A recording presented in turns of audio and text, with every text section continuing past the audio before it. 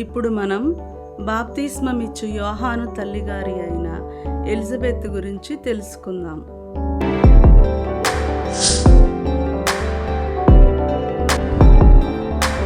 Elizabeth అనే పేరుకు దేవుని ప్రమాణం అని అర్థం.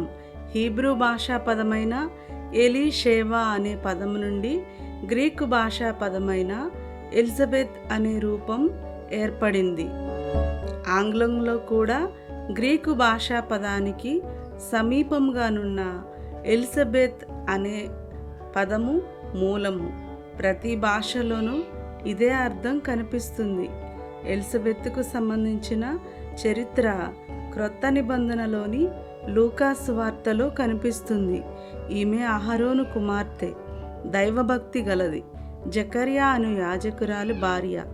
యాజకులు వివాహం చేసుకోవాలంటే భక్తిపరుల కుటుంబం నుంచి వచ్చిన ఉత్తమ స్త్రీనే వివాహమాడాలనే నియమం ఉండేది. అందువల్ల ఎలిజబెత్ ఒక యాజకునికి పుత్రిక, మరొక యాజకుని భార్యగా కనిపిస్తుంది. వీరిది అన్యోన్య దాంపత్యం. అయితే వీరికి బహుకాలం గడిచినా సంతానం లేదు. ఆనాటి సమాజంలో సంతానం లేని స్త్రీలకు ఆదరణ తక్కువగా ఉండేది. కానీ దేవుని దృష్టిలో నీతి నియమాలతో జీవించిన ఆదర్శ దంపతులుగా వీరు కనిపిస్తారు. వార్ధక్యంలో ఉన్న జకర్యా ఒకనాడు దైవ సన్నిధిలో అర్చక విధి నెరవేర్చే సమయంలో సాంప్రదాయానుసారంగా ధూపం వేసే వేళలో దేవదూత ప్రత్యక్షమై తన భార్య ఎలిజబెత్ గర్భము ధరించి ఒక కుమారుని కంటుందని, అతనికి యోహాను అనే పేరు పెట్టమని, అతను ప్రజలలో ఉత్తముడై జీవిస్తాడని పలికింది. అప్పుడు వృద్ధుడైన జకర్యా దేవదూతతో వయసుడిగిన భార్యకు వార్ధక్య చర్మదశలో ఉన్న తనకు సంతానం ఏ విధంగా కలుగుతుందని అనుమానం వ్యక్తపరిచాడు. అయితే దేవదూత ఈ శుభవార్తను తెలియజేయడానికి ప్రత్యేకంగా నియమించబడ్డాను. దేవుని వాక్కు విశ్వసించనందున అది నెరవేరు వరకు మూగవాడివై ఉంటావని పలికి అదృశ్యమైనట్లు బైబుల్ లేఖన సారాంశం. ఎలిజబెత్ మాత్రం ఇది దేవుని కటాక్షం వల్ల తనకు చివరి దశలో కలిగిన దైవవరంగా భావించింది.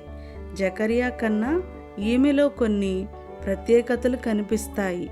ఆమె దేవునిపై గల అచంచల విశ్వాసానికి, భక్తికి ప్రతీకగా కనిపిస్తుంది.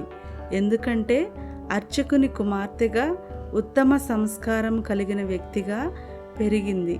దానికి తోడు వివాహానంతరం ఆమె వార్ధక్య దశలోనూ సృష్టి విరుద్ధమైన వయసులో గర్భం ధరించిన అది దేవుని ఆధిక్యతగానే స్వీకరించిందే తప్ప ఏ విధమైన అనుమానం వ్యక్తం చేయలేదు.